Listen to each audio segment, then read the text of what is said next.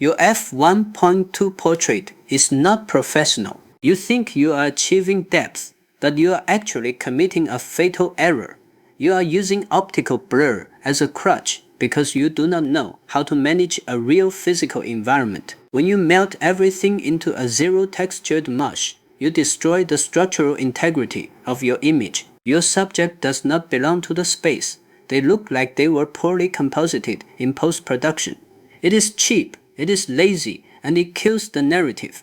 A lens cannot save a frame that has zero spatial geometry. If you continue to treat the background as an enemy to be destroyed rather than an asset to be managed, your work will remain trapped in that shallow, lifeless, sugar water aesthetic. I am Mr. Simple. Today, we are dismantling the cult of the wide-open aperture. I am handing you 4 brutal, non-negotiable structural protocols based on physics and geometry to reclaim your depths. Let us break it down. Protocol 1. The physical texture compression. An ultra-wide aperture photo looks cheap because it lacks a physical grid. When you shoot wide open, you erase the universe.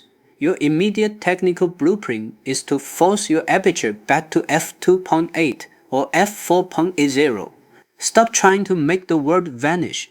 We need the physical texture of the environment to remain distinct and recognizable. We need to see the grit of the concrete wall, the repeating vertical lines of the windows, or the rough geometry of the brick street.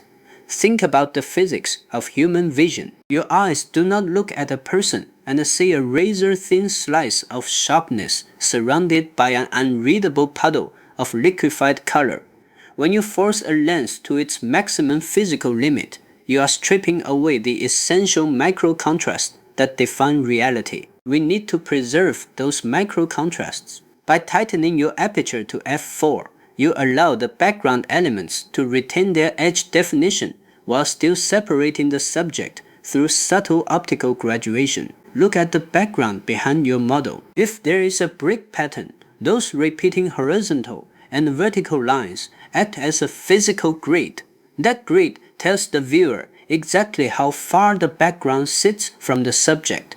It creates an explicit sense of scale. The background ceases to be a useless, melted abstraction. It becomes a solid physical wall that pushes your subject forward, creating true, measurable depth that anchors your frame. Protocol 2. The subtraction geometry matrix. Amateur photographers are addicted to putting their subject dead center and relying on heavy bokeh to force the viewer to look at them. That is an admission of failure. If you need to blind your audience with heavy blur just to show them where to look, your composition has already collapsed. From today, your rule is to implement the negative space matrix.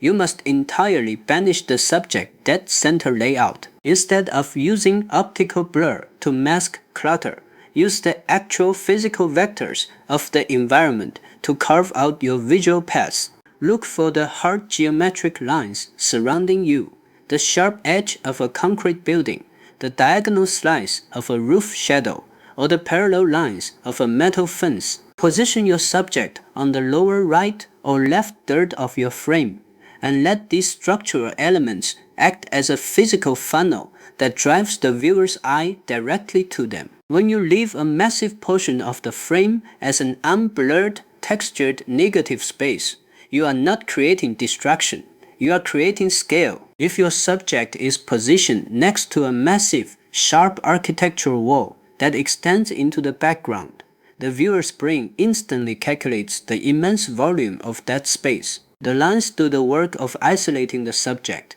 meaning you do not have to rely on an artificial optical wall to block out the world.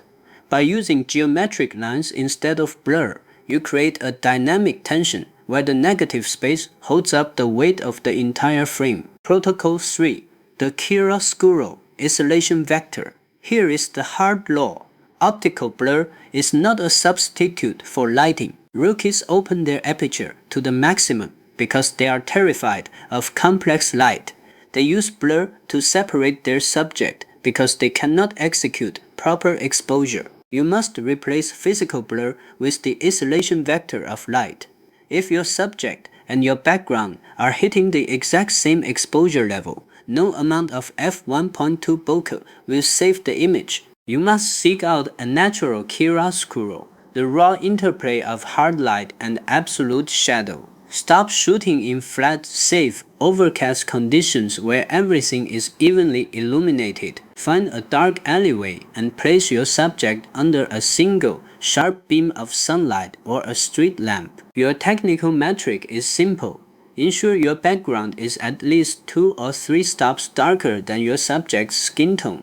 When the background drops into deep shadow, the textures are naturally suppressed by lack of illumination, not by optical destruction. This means your background retains its physical presence and shape, but it steps back visually to let the illuminated subject command the frame. When you separate your subject through pure tonal contrast, the depth becomes absolute. You do not spend 3 hours drawing complex masks in Lightroom trying to fix a flat, muddy frame because the physics of light did the heavy lifting for you before the shutter even clicked. Protocol 4. The Multi-Layer Narrative Protocol. The ultimate sin of portraiture is letting your model simply stand flatly in front of a distant background. It creates a two-dimensional wall that instantly kills any cinematic illusion. It does not matter if the background is a mile away and completely melted. If the subject is just standing there, the composition is flat. You will now strictly enforce the 3-layer narrative protocol. Every single frame you trigger must be split into 3 uncompromising, distinct physical layers. First, the foreground barrier. You must find a physical object slicing close to your lens. This layer must be physically closer to your camera than your lens's minimum focusing distance, or just far enough to create a natural, soft frame within a frame. Use the sharp edge of a door frame, a concrete pillar, a wet window pane, or a stray branch. This foreground element must cut into at least 15 to 20% of your frame. Second, the subject core. This is the sharp anchor point where your model lives. They must be completely separated from both the foreground barrier and the background matrix. Third, the contextual background. The textured, structured environment behind them. Force your camera to shoot through something. This 3-stage structural isolation forces a multi-dimensional perspective that an open aperture can never simulate. It replicates the way we experience reality. Our vision is constantly shifting past obstacles to focus on targets. It turns a flat image into a tangible, physical space that the viewer can step into. At the end of the day, remember this: you cannot buy an authentic sense of scale from a camera shop, and you cannot simulate true spatial geometry with an expensive piece of glass. You fail because you treat composition like a shallow, parameters-obsessed checklist instead of a deliberate execution of physics and geometry. Your power lives inside your discipline to manipulate physical layers, spatial textures, and light values with zero hesitation. Quit hiding behind your bokeh, turn down your aperture, expose for the shadows, and force your lens to shoot through real physical environments to build an unbreakable illusion of depth. Stop melting your backgrounds. Start controlling your space. Keep your structures clean. Keep your process simple. Go shoot at 4 today. I am Mr. Simple, and I will see you in the next video.